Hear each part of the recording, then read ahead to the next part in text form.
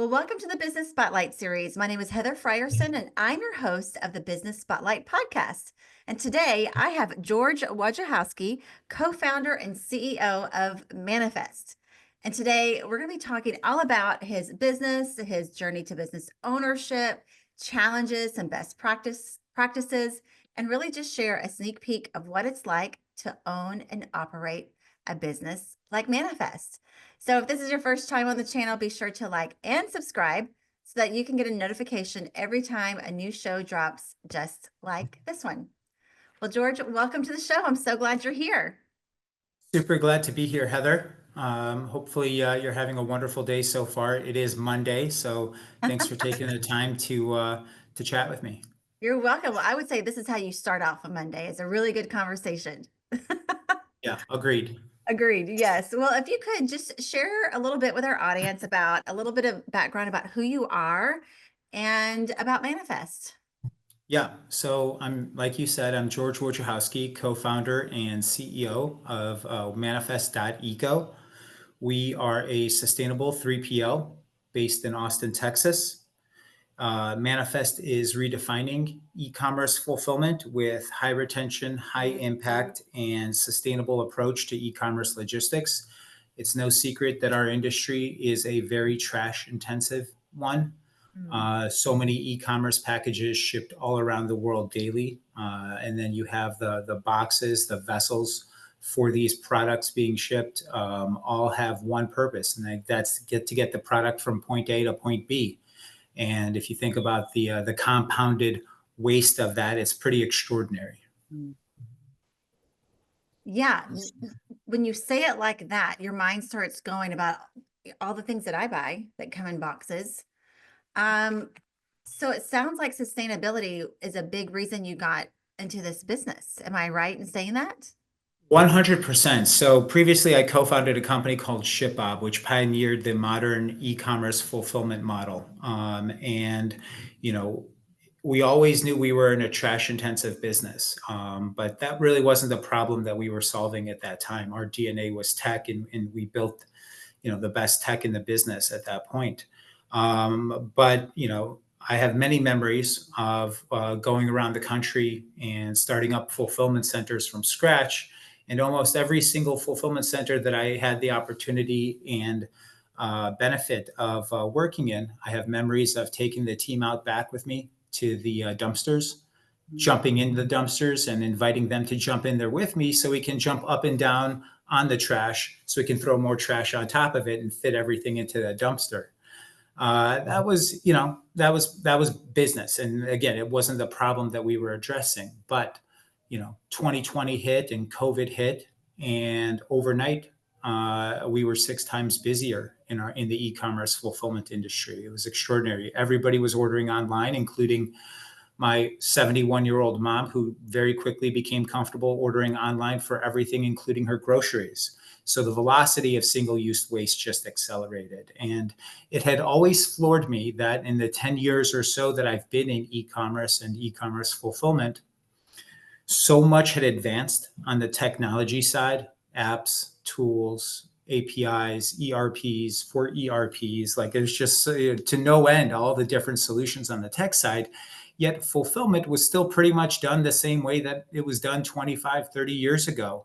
And nobody had really addressed some of the negative sides that we were leaving behind, the legacy that this industry was leaving behind in terms of the waste that it produces. So I thought that myself and my two co-founders in Manifest thought we were in a really unique position, given the depth of our frontline experience in this industry, to reimagine what 21st century fulfillment could and should look like.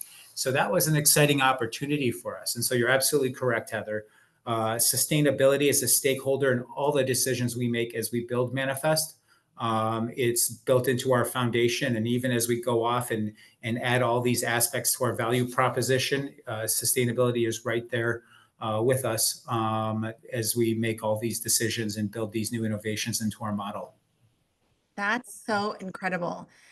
And I just have a sense, and you can expand on this, that sustainability for you, this whole mission started maybe 10 years ago when you were on the front line of e-commerce, but it had to play a part in your early career, early development where you cared about, you know, the economy, the earth, all the things. Is that ringing true?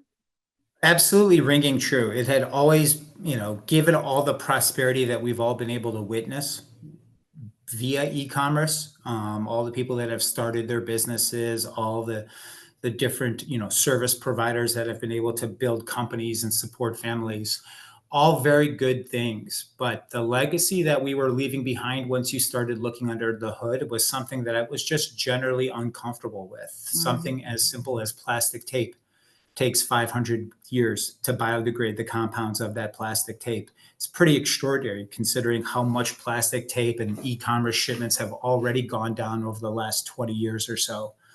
Um, Nobody's taking our trash anymore in the way that they used to. So a lot of this stuff ends up, I'm sure a lot of people who are listening to the podcast have seen the photos of the beaches in Southeast Asia washing up with our trash. It's kind of, well, again, it's a legacy that I was uncomfortable leaving behind, and I think more and more people in our generation who were who are able to participate in e-commerce, if they knew more about what the actual byproduct was of all this prosperity, would also be very uncomfortable with the results, and feel the same call to action that we felt at Manifest when we were starting down this road. But specifically, Heather, I do recall there was, I was in San Diego for some reason, sometime in like 2020 before we started Manifest. And I was still, after I had left my previous company, I didn't know if I wanted to go straight back into entrepreneurship. It took a lot out of me, and it took a lot of years out of my life that were amazing, and I met great people. But like everything, there's for every positive, there are some negatives. And, a lot of my personal life was put on hold as we were building this amazing company. And so I wasn't super sure that I wanted to get right back into entrepreneurialism again. But I remember I was in San Diego and I was meeting somebody early in the morning, and it was a beautiful morning. I was in the Little Italy part of San Diego, and I was getting coffee, and I was just walking down the street. It was just me by myself, basically. And then all the different like delivery trucks and whatnot kind of unloading for the day. And it was just such a glorious, beautiful morning. And at that moment, I couldn't help but to not think of my niece, who was very young. She's like 6 or 7 now. So she must have been like 2 or 3, and my niece, Juliana. And that I wanted to do work that would, one, benefit her and all the future generations that came after us, but something that she would be proud of, that her Uncle George was able to build and do. And so I remember just very vividly thinking of Juliana in that moment, and like deciding actually sustainability is the crusade that I want to go on with this. I love that. Yeah. And I love that your niece has a tie into that story. So you're still shipping. So practically, how are you helping sustainability when you're still boxing things? And give us some of that kind of the back end, behind the scenes things of how you're making an Yeah. impact. Yeah, and that was the exciting challenge. Nobody had really attempted this before, at least in the scale that we are planning to build this company, and we're planning to build this company. So that was the fun part. Okay, it's like, let's figure this out. Day one, we eliminated plastics from the fulfillment process. There are zero plastics that leave any of our packages that exit our fulfillment centers. Obviously, the products are a lot of them have plastic in them. That's okay. This You can't isn't, control that part. you can't, and it's like you can't wake up this morning and decide I'm going to live today and the rest of my days sustainably without ever utilizing plastics. It's just not the world we live in. It's not the infrastructure of the world that we have built around us at this time. So it's important to look at any sustainability initiative as not a binary thing. It's not you are or you aren't. It's a journey, and it's a Yeah. journey. And if you make it a journey, it's a lot more fun. It's a lot more exploratory, and you're a lot easier on yourself as you kind of problem solve and try new things. So day one, we eliminated plastics from the fulfillment process. We offset the carbon impact on every shipment that leaves our warehouse, whether it's domestic or international. And we do that on behalf of the merchants that we work with. The thinking there is that one way to harness customer loyalty and reoccurring business is to mirror the values of the consumers who are buying your products.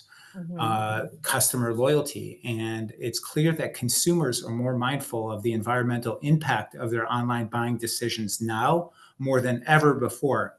And that's only going to increase as we go further and further into the 21st century. So a lot of the brands that we work with recognize that being sustainable is something that resonates with a lot of the clients who buy their products, and it's a valuable tool in their ability to build their own brand and following. So we offset the carbon impact on every shipment.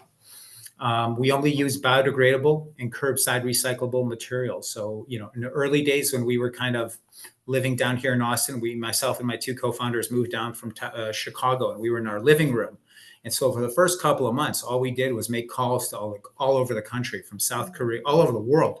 Wow. From South Korea to South Carolina. And we would talk to all these packaging manufacturers and say, like, hey, we're building a sustainable fulfillment operation. What do you have? And then we would get those samples and send things to ourselves to see how those materials would hold up in the shipping process.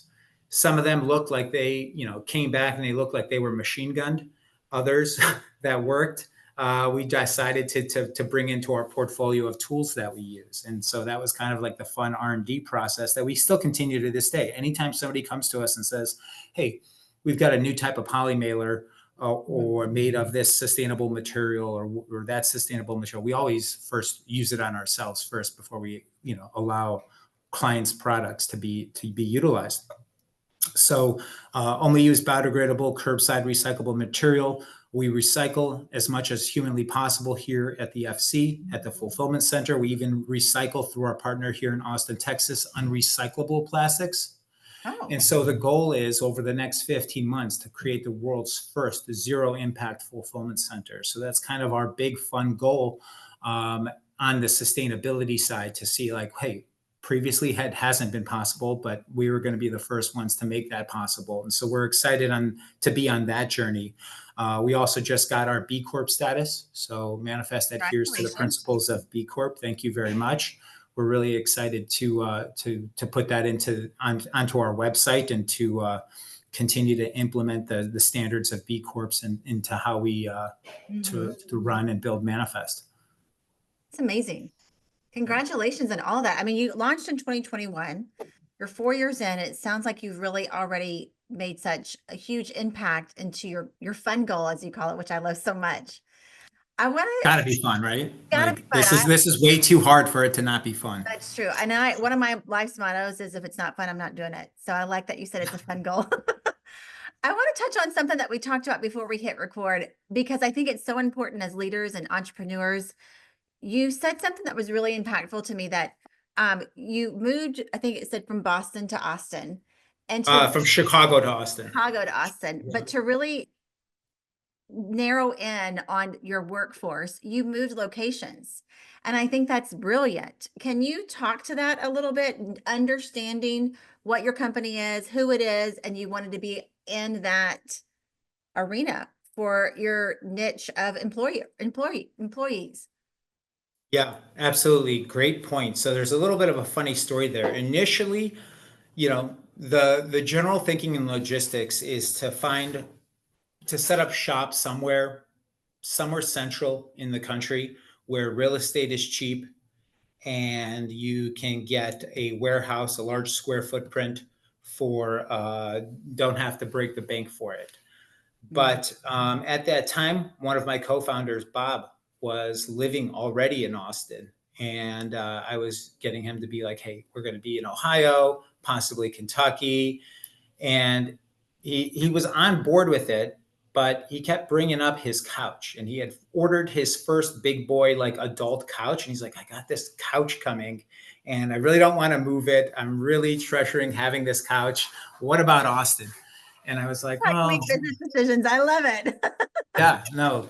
And I was hesitant at first. I knew it was exciting because remember early days of COVID, a lot of people were moving to Austin, a lot of thought leaders, like, and a lot of cool things happening here, but I never really considered it too closely.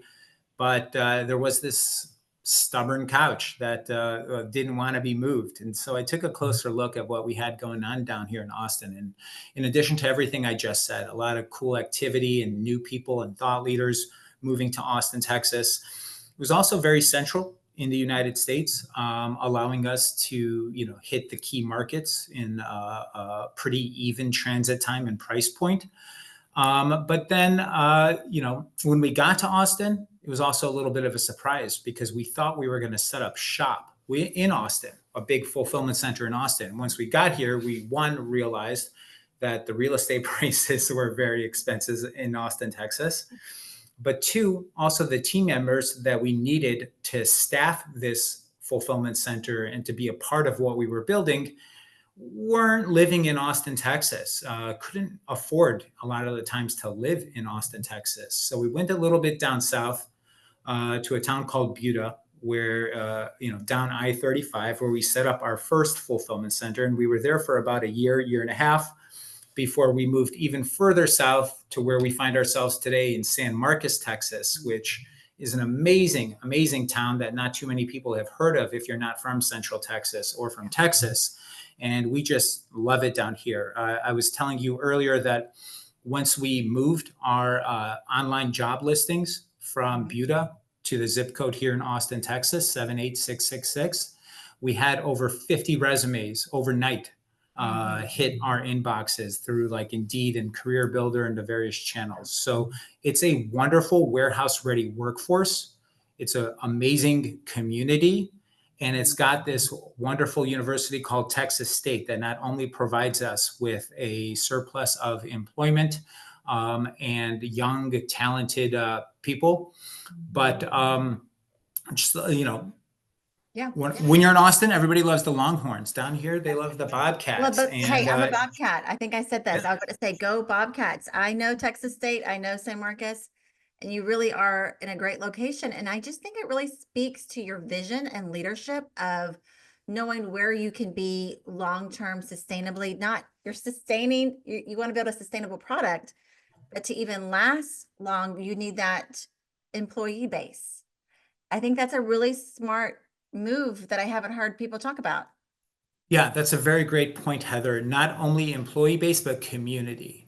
Mhm. Austin's already spoken for in a lot of ways on the tech side and big banks and whatnot. If we were really going to marry ourselves to a community, I really couldn't think of a better community than San Marcos. I mean, you go into town, everybody's got their Bobcats gear on, and everyone's very Texas. A lot of the same values that I grew up appreciating growing up in the Midwest in Chicago. Just people care for each other, are down to earth, and just generally really nice community to be a part of. And we want to continue to expand Manifest's presence within this community. People come to me all the time and say, "Well, when are you guys building on the West Coast? When are you guys building on the East Coast?" And I'm like, you know what? I think I just want to keep building in San Marcos. There's plenty of land. I have employees who literally, this is a brand new fulfillment center that say, "Hey, before you guys built this, I actually used to hunt pheasants in this field that our fulfillment center is in." And it's like, that's Wow. amazing. Yeah. That is amazing. Yeah. How many employees would you say you have now? Do you know? 65. Wow. And I just thought like you have an emerging leader employee base right there. Like the generation Well, that you're bringing up. 100%. And that's kind of what I'm excited about. I feel like, just this is me personally, but like logistics is one of those career paths that can support a large amount of the population in terms of having a career trajectory that matters, that rewards, that you can build on in the 21st century. So many industries have already left the United States, and you have the Rust Belt, and you have these like big voids in communities where, we previously 70% of the town was employed by like the paper mill or this, the coal Yeah. mine or whatever. And that's kind of gone. So, like, for those people on that, for a lot of those people that may have not, gone from straight from high school to Ivy League or some big time university, what's a great viable career path? And I think the answer Yeah. personally is logistics. And that's what we're excited about. And also working with Texas State to kind of build that as a cornerstone of the program here, to educate, Yeah. professionals down the logistics path. And we want It's to be so a good. part of that with them. Yeah. Yeah, that's exciting. You're getting me excited about all that since I'm such a fan or an alumni there. So that's Yeah. exciting. Well, when you think about long term of Manifest, what do you see and what are some of your goals? Long term, on the sustainability side, we want to create a new standard Mm, when it comes to sustainability.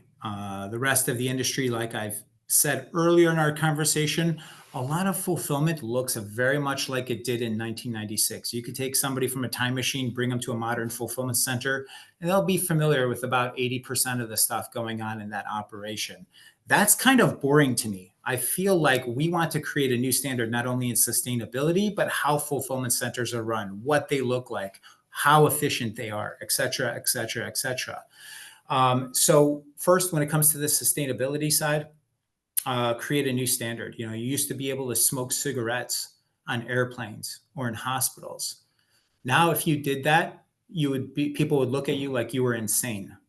5 years from now, 3 years from now, if a package shows up at your door and it's got bullshit packing peanuts and plastic tape and void fill that is not eco-friendly, I want people to have the same reaction because they expect sustainability in the packages that come to their doorstep.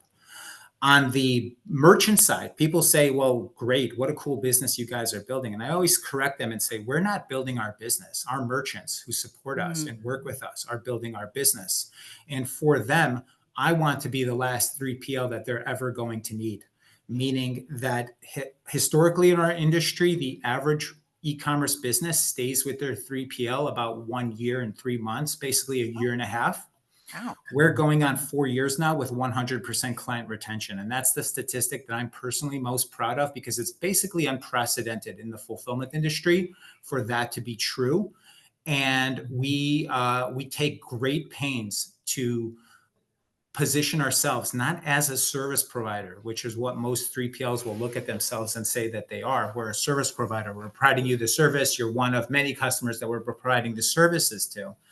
But we see Manifest as a critical supply chain partner that takes a step back, analyzes your needs, and creates a bespoke custom fulfillment solution specifically for your business. Too Mm, often in our industry, businesses have this box that says fulfillment on it, and people come to them and say, well, I need fulfillment. And it's like, that's okay. All right, let's stuff it in the box. And it doesn't work that way. Every business is different. Every business has its own unique needs. And so it's super important to take a step back and prescriptively analyze the needs of that business, and then also make sure you're going to be able to make money fulfilling the needs of this business. And if you're able to find that combination, it's a great foundation for a scalable relationship. yeah, I love that so much. That's shocking to me that it's only like a year and a half. You said that usually people stay with their fulfillment center. And I'm Yep. assuming just because of my limited knowledge, most of your clients, they're like e-commerce shops, online products, and that's who your merchants are. Am I correct in saying that? Correct. Yeah, they're very dynamic e-commerce brands that are very good at producing products that people love. They're very good at marketing those products, but they don't want to deal with the expenses and the operational weight of having a warehouse, having a fulfillment center, having employees. And so, what we do is we warehouse their products. They Hmm. do what they do from a product development and sales perspective, and they rely on us to warehouse their products and ship their products out as their orders come in, both for D2C and for B2B. A lot of our merchants, basically all of our merchants, not only just ship to Heather Frierson in Leander, but also ship to Target and Walmart and Wow. Grove Collective and all these other, high-end retailers, Bloomingdale's, et cetera, et cetera. So it's important for us to be able to handle both sides of that business for them, which we do, I'm happy to say, very well. That's amazing. Get some pretty cool stuff. I might have to come shop your warehouse. It's actually an idea that we've toyed with for a while. Oh, really? I don't think it's scalable, but it would be cool to just like, yeah, have like a curated marketplace of the merchants who work Yeah, with us. You know, it's going to be sustainable. You know, it's going to be interesting. And it's an idea, but not much one that we have too much time to spend time dwelling on, because I feel like it's a little bit too far off our core value proposition. Mm, But yes, it'd be yeah, cool to like have like just surf all the different products that are utilizing Manifest. for sure. Okay, so you talked about your long-term goals, both for merchant and for sustainability. What are some of the roadblocks that you see or that you're currently experiencing right now that you know you need to solve to get to your long-term vision?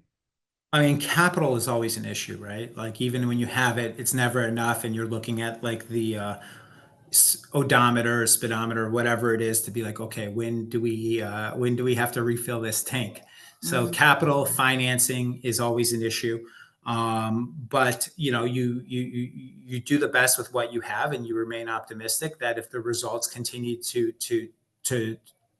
you know verify the hypothesis of the business, that you're going to be able to keep covering the Yeah. growth of the company. And money is energy, right? Like to keep feeding that flywheel of growth, you need to inject it with more and more capital. And so as a business grows as fast as our business has grown, it's important to be able to continue to be well capitalized so we can continue to feed that flywheel. Did you start with your three founders with investors? How did you raise the first capital to start Manifest? We self-funded it. It was completely self-funded. Yeah.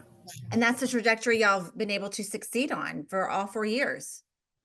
It's important. It's important. Actually, it's yeah. It's almost like I would say having to prove your model with your Mm, own money makes such a stronger foundation for a business versus having a hypothesis and somebody giving you a bunch of money to go prove it. wow. Right. I You love know, that. and I've seen many businesses, and even in my, previous career, we had a lot of competitors and they were very well funded from day one. And the reason that we were able to smoke them was because when somebody gives you money to prove an idea or to prove a concept, you stay married to the solution that you have whiteboarded out, and you stubbornly try to prove that because you're like, hey, these investors gave me this money to prove this concept. I'm going to make sure. When you don't have the money, you're a lot more agile. You're a lot more dynamic. You allow yourself to listen to what the market is telling you versus stubbornly trying to push your hypothesis into the most relevant solution. I'm running that down. When you're self-funded, you can listen to what the market is telling you. Yeah, and And what merchants are telling you, what are they telling you they need, and then you can build that. What is the market telling you versus okay, here's a huge market opportunity with a lot of blue ocean ahead of it. I have $40 million now to prove this idea. I have to, it's totally different mentality. yeah.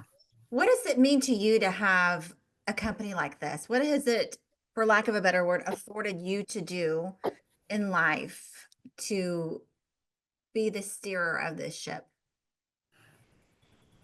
First answer that comes to my head, Heather, is so much fun. So Mm, much fun.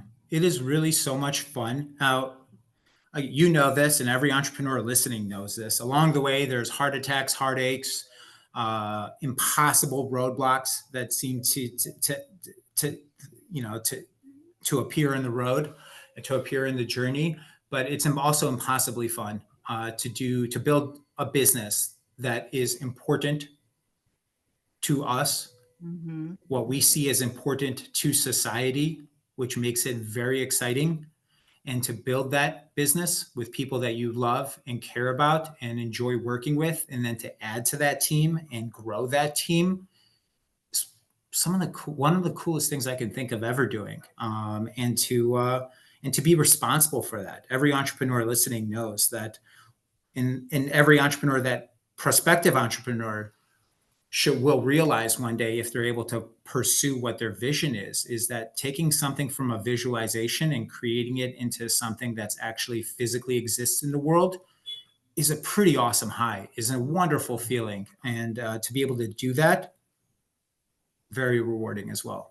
Yeah, I love that. Do you think about exit strategy at all?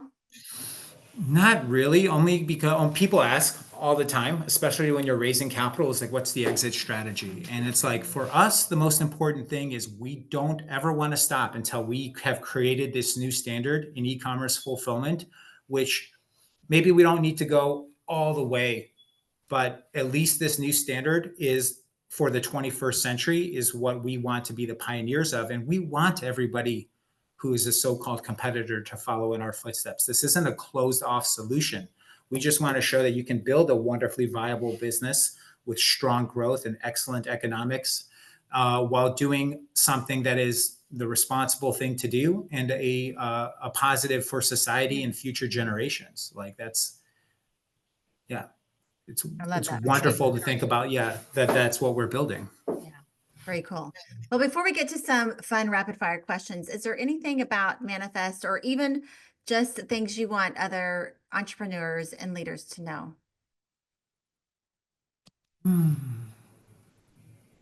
I mean, there's so many things that come up. I think one, having people. The most important advice that I've learned as an entrepreneur is that your first instinct is to do everything yourself, Mm, to solve every problem, to write every piece of content, to just do it all yourself. You feel like you're responsible to everybody, especially when you're the CEO. And the mhm. one thing that I learned early on is that you get so much more value when you delegate people big responsibilities and allow them to utilize their talents and to level up and show you what they're made of. Gets you so many more better results than trying to Yeah, micromanage every increment of progress. that's amazing. I love that so much. It sounds like you're a really good leader. If you're already talking about delegating, I always say that's good leadership. Well, thank you. You're welcome. Well, let's get to some fun rapid fire questions. What do you say? Sure, let's do it. All right. What would you say is the key to success for you?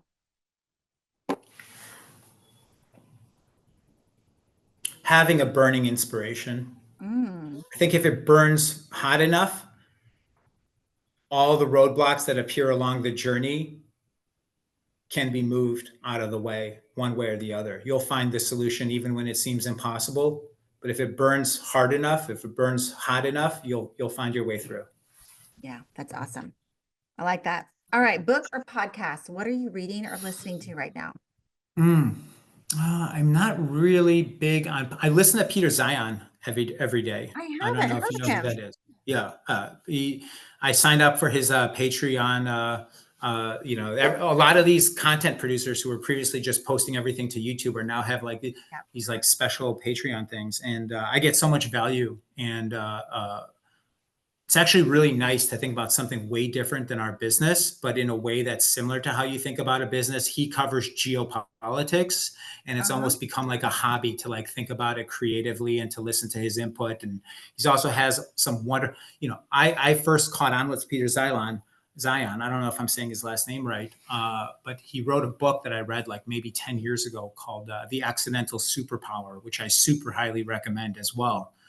And since then, I've been, I watched him almost daily on YouTube, and now I still watch him daily. And it's some of the best insight I've, it's actually he probably not relevant, but he came from George Friedman, who's Austin, Texas based, and he is probably one of the, in my opinion, top geopolitical analysts of our generation.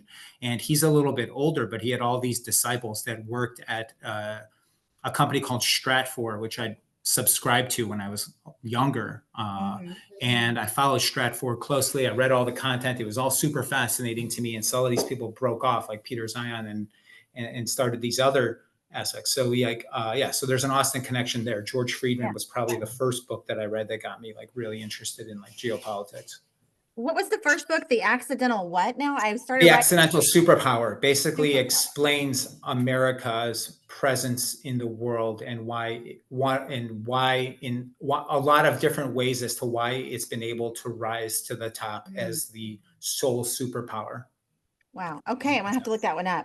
All right, here's a fun one that I like to ask. If you Sure. had a little bit of magic dust and could sprinkle it anywhere in your business, where would you sprinkle it? In my business, Mm-hmm. the moment that somebody feels afraid because they can't figure something out, and then instead of looking inward to find perhaps a creative solution for it, they say, I don't want the risk of that. I don't know what the answer is. I'm going to ask someone first. We all get that, where it's like we get to a point and it's like, oh, scary. I don't know if I want to tackle that. But if I Mm-hmm. had magic dust in that moment to be like, believe in yourself and just think, relax and think, Mm, that's how I would use it. that's good. So more for your team. Yes. Yeah, that's awesome. All right, before we get to the final question of the day, share with everyone how they can follow you or hire you, all the things. So our website is manifest.eco, manifest.eco. I don't really have any socials, but we have a LinkedIn page, and I have my personal LinkedIn page, Wojciechowski. So if anybody wants to connect with me there, or email us through the website, or email me personally, it's just simply George at manifest.eco. Awesome. And if you do message him on LinkedIn, let him know that you heard him here on the Business Podcast 100%. for sure. Yeah. All right. Final question of the day. What is most inspiring you today, George? Today, Or this week? to make a difference. Hmm. Like, we're all here for X amount of time. I feel like everyone has has the potential to make a difference in other people's lives, in society, in business. Mm-hmm. Making a difference, to me, I think, is important. I think it's important to all of us here at Manifest, and not just from a business standpoint, but in our community, at in the planet at large, with each other, and the people that we know, and the families that we may never meet, of our coworkers, but they're still important to us, that our coworkers are able to provide for their families, have nice holidays, build careers, things like Yeah, that. amazing. I think that's so good. I think you've kind of weaved that even throughout the conversation that's really important to you in all kinds of ways is to make an impact, whether it's in sustainability, the emerging leaders and generation that coming, and everything you put your hand to, it sounds like it's really important just to make an impact for generations. Yes. Well, this has been a great conversation. I've really enjoyed just hearing the story of Manifest. I'm especially excited that you're bringing something to my alma mater, to the Bobcat. There's more to come. More More to to come. come. I love it. I love it. Well, congratulations on all your success. And I just want to encourage everyone that's listening today or watching to save the show, because George really did have a lot of words of wisdom on how to operate and lead a team and some great things to think about. So also don't forget, of course, to like and subscribe so that you don't miss a notification every time a new show drops just like this one. Thanks for joining us today. But George, thank you especially for joining us. It was really great to meet you and to hear your story. Such a pleasure, Heather. Thank you. You're welcome. Well, until next time, we'll see you. Bye bye.